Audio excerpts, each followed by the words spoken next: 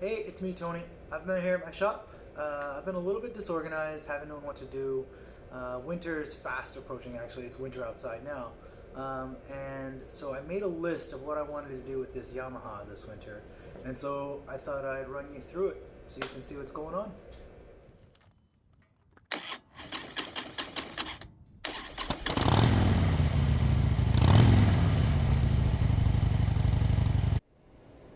So when I got this Yamaha, it had not been run or registered since about 2004. It had a weird like drop frame seat going on, and then it had a stock fork on there, and then it had a really fancy gas tank. I'll show you. It's up on the wall now. Looks like that, and that's how it came to me. And then so I spent a winter about 3 years ago really just like making the thing run. I had to rebuild carbs, I had to do all kinds of stuff to it. So now this is where it's at. It runs a little bit. It runs fine actually. But it's got a Springer on it that I picked up. And yeah, so this is, I hardtailed the frame, and this is last year's winter's work. I made this tank. I'm starting on this tank right now. It's not done yet. You can see it's like opened up here and stuff, but that's where we're at. So as you can see on the wall back here, I got a list that I made, and I'm going to run you through this list. This is all the stuff that I want to get done this winter. It's kind of not too bad. But I'm going to show you everything on the bike and see where we're at.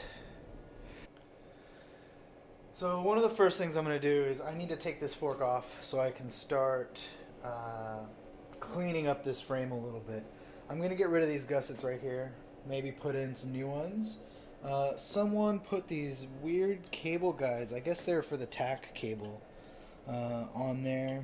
And so I need to take all that off, and I want to clean all this up a little bit. My coil isn't mounted here anymore, so I'm going to cut all these things off, clean this up, make it look a little bit nicer. These are the mounts here that I made for the old gas tank, just to bring it up a little bit. And so that's all going to get cleaned up and made look nice. Maybe I'll even paint these brackets black again. Just, it needs a little bit of love. So this bike is never going to be a show bike. This fork, when I got it, the Springer fork, didn't come with a top clamp. So I made this one, and it works. It's going to get the job done. I'm probably going to have it chromed sometime this winter, just to kind of get things going and making it look a little bit nicer, and so it doesn't get rusty. Something that always bothered me about this is when I redid this the brake system in the back here, I put this a little bit too close for this sensor. So I'm going to put a mechanical brake switch back on here, somewhere under there, and so I can get this exhaust mounted properly, because it's always been a little bit closer than I'd like. And also it's got these, I made these mid controls that work, but my knees, it's a stock position, so my knees are further back than I want them to be. So I'm gonna put something around here on the frame down here, and then do some forward controls. Usually I think they're mounted a little bit higher up, but I want something kind of in the middle. I'm not a very tall guy, so that's gonna go. And sadly, it means I'm gonna lose my twisted highway pegs here, which are mounted with these fancy U-bolts. Probably the biggest job on this bike is going to be redoing a new Sissy Bar and a new fender. So I've got a fender right here. It's an old iron head fender.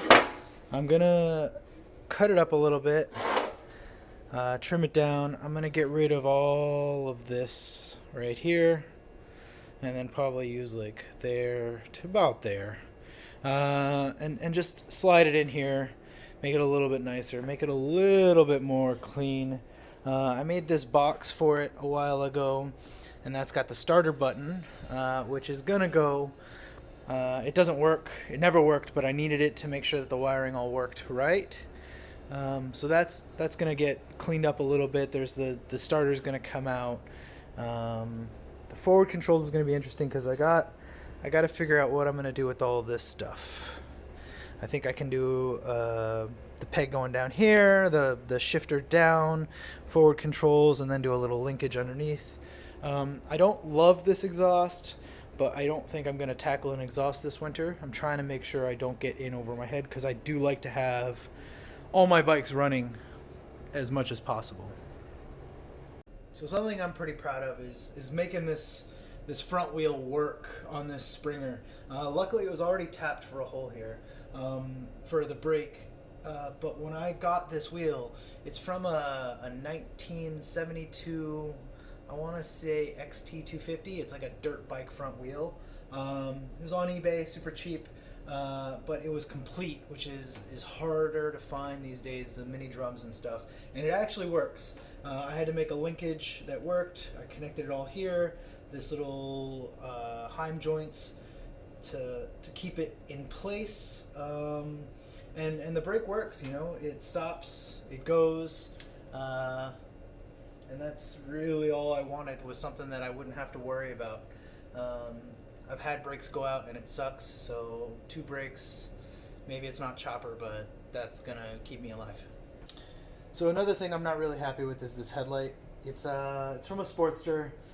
It's like, it works. I've got the on, off, and high switch installed right on the top here, which is pretty useful.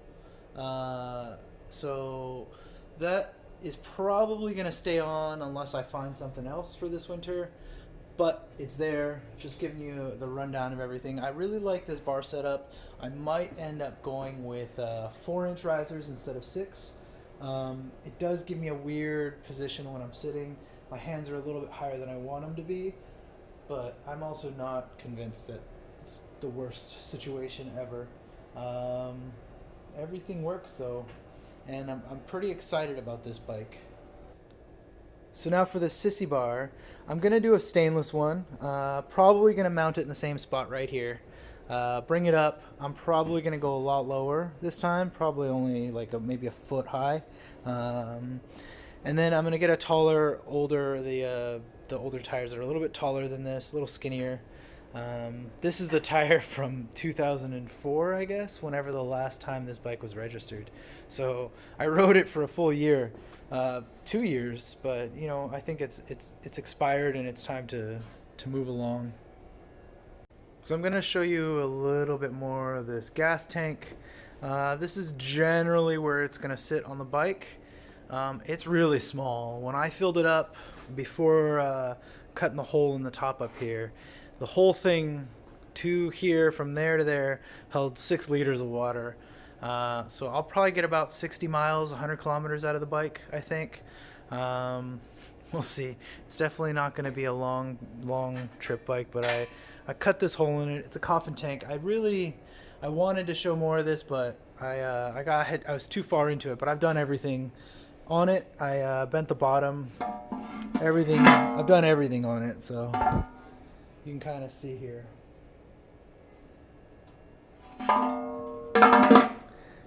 It's a little bit rough. The metal work it'll pound out a little bit, but also I'll be able to bondo some of the little imperfections in it.